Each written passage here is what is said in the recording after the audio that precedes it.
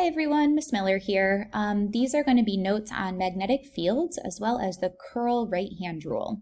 So to start off, for a warm-up, I would like you to remember back to when you learned about electric field lines. And I have 5 problems on the screen right now. I would like you for the first 4 to draw the electric field lines for the configurations, and for 5 to complete the sentence. So pause the video now. Try those 5 problems and then push play to check your answers.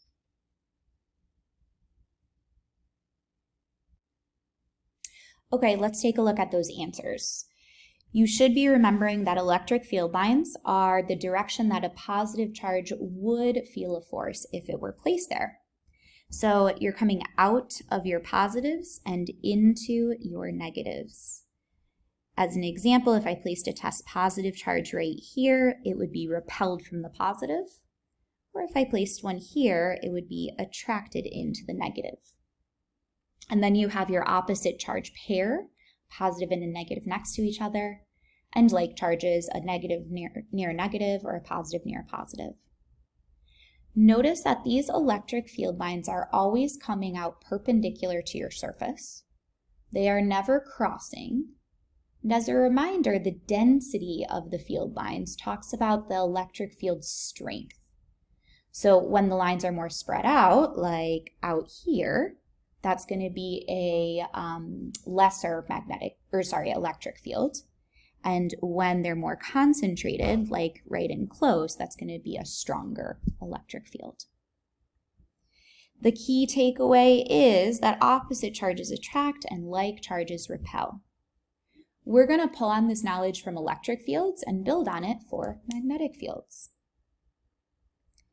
So just like we have electric fields, there are also magnetic fields. The variable for a magnetic field is a capital B. I honestly have no idea why. Please someone look it up and tell me. The unit for magnetic field, the standard unit, is a Tesla, or oftentimes we write capital T for the abbreviation. So let's take a look at the magnetic field lines. Now we're first going to look at a bar magnet. What do I mean by a bar magnet? I mean it's literally a bar with a north end and a south end. Now this is where electric fields and magnetic fields differ a little bit. You can't just have a north without a south, and you can't just have a south without a north. It always comes in a pair, a north-south pair. In fact, fun fact, if I were to cut this magnet in half, it would then recreate the north-south pairs. We call this not having any monopoles. You can't have any one singular poles. So let's take a look at a regular old bar magnet. This is what the magnetic field lines look like for a bar magnet. Notice that the field lines are coming out of the north side and into the south side. Might remind you of a positive and negative charge and the electric field lines. Again, all coming out perpendicular from the surface. Those field lines are never crossing. And the areas that are more concentrated, more dense, like right here, are going to be a stronger magnetic field. Whereas far away, where those lines are a little bit more spread out, that's going to be a weaker magnetic field. So let's take a look at what happens when you bring a north near a south. So these are 2 bar magnets. What's really not shown here is that there's a south end and there's a north end, because we know that those can't be alone. If you have a north near a south, again, you're coming out of the north and into the south. Notice that these magnets are attracting. If you've ever played with magnets before, you know that attraction can be really strong. We're going to follow that same convention, but now look at a north near a north or a south near a south. Again, you're coming out of the north and again out of the north. Notice that these would repel each other. Or alternatively, for south near a south, you're going into a south and into a south. I'll add those little arrows in because they didn't come with this picture.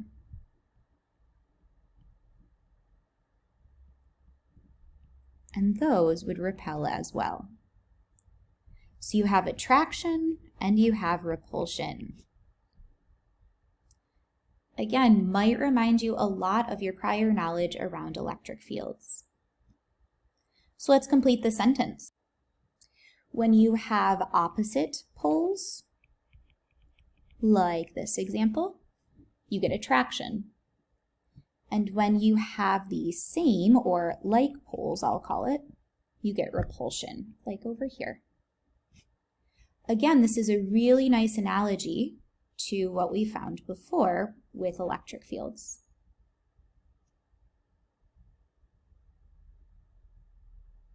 Let's take a look at kind of a special case. It's called a solenoid.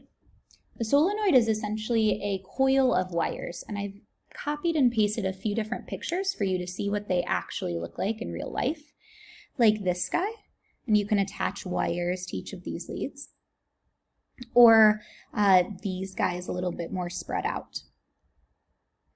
Now this might seem a little magical, and we'll come back to this in a moment, but a solenoid can actually have a magnetic field as well, which is shown here with the magnetic field lines. So here's our solenoid in the middle. Notice that the magnetic field lines kind of do this cool curving on the outside and then almost straight right inside of the solenoid and start to curve as they exit on either end. Now, we don't quite understand the direction yet. You can think about kind of having a north and south pole to your solenoid. Again, we'll come back to what makes that end like a north pole and what makes that end like a south pole.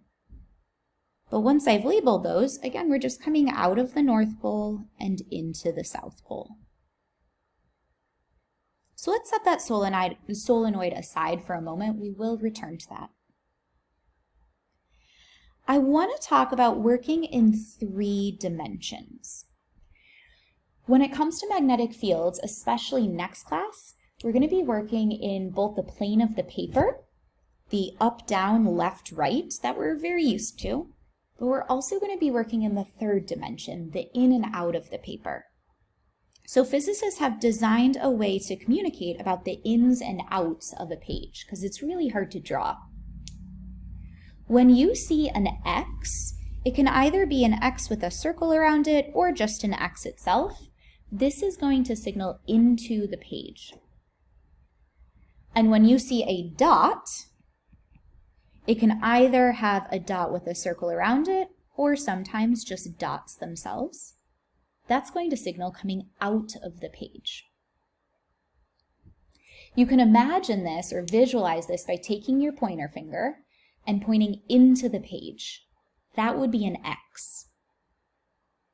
If you go from underneath your desk out of the page, pointing upwards out of your page, that's going to be a dot. One way that I remember this, I was once told that if you imagine an arrow, as in like a bow and arrow, like one of these things, if that arrow is shot away from you into the paper, you would see these little tail feathers at the end. You would see an X going away from you. And if it was coming towards you, like you became the paper, you would see a little dot of the arrowhead coming towards you, if that's helpful to remember. Okay, so I want to talk about how we can create magnetic fields. This is a really, really important point. Because yes, you can have a magnet, and those magnets have magnetic fields, but you can also create a magnetic field because moving charges, in other words, an electrical current, creates a magnetic field. And this is why we had you study electricity and current before getting to this unit. So moving charges, like a flow of charges, the electrical current, creates a magnetic field. We're going to look at both the magnitude and the direction of this magnetic field. Let's start with magnitude. Now, there are lots of different equations for different scenarios of magnetic fields, but I want to focus in on a long straight wire.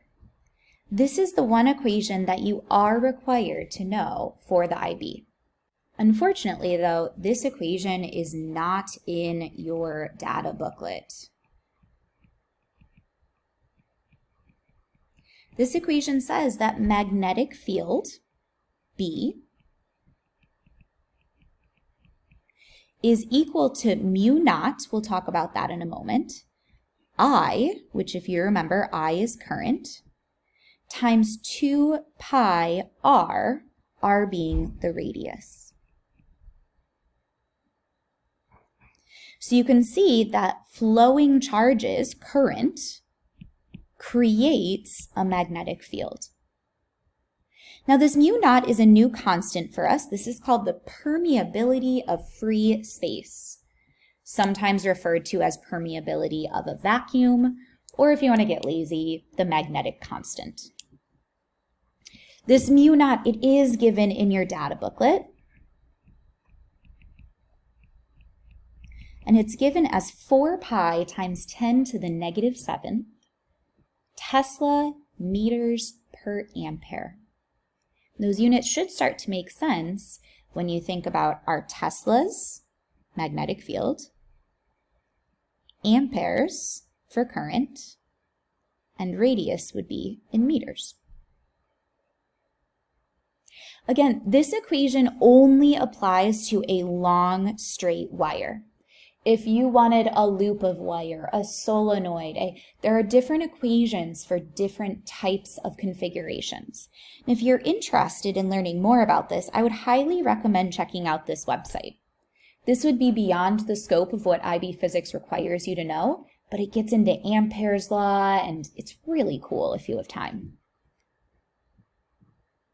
Okay, so we could calculate the magnitude of a magnetic field for a long straight wire. Let's talk about the direction of the magnetic field.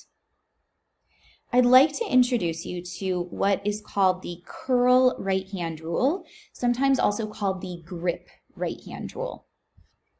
You'll notice that in my notes, I often use the abbreviation RHR, standing for right-hand rule. This right-hand rule is going to help us figure out the direction of a magnetic field that's created from a current-carrying wire. How it works. In this example, we have this wire, and you'll notice that the wire's current is going from left to right. The first thing you're going to do to use this curl right-hand rule is you're going to take your thumb and you're going to point it in the direction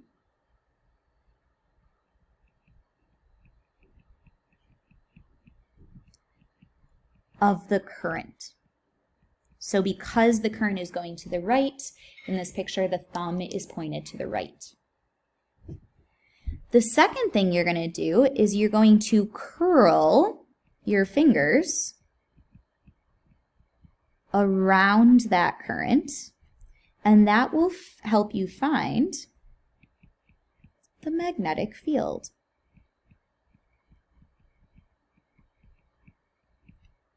Again, first you're putting your thumb in the direction of the current, then you're curling your fingers around to find the magnetic field.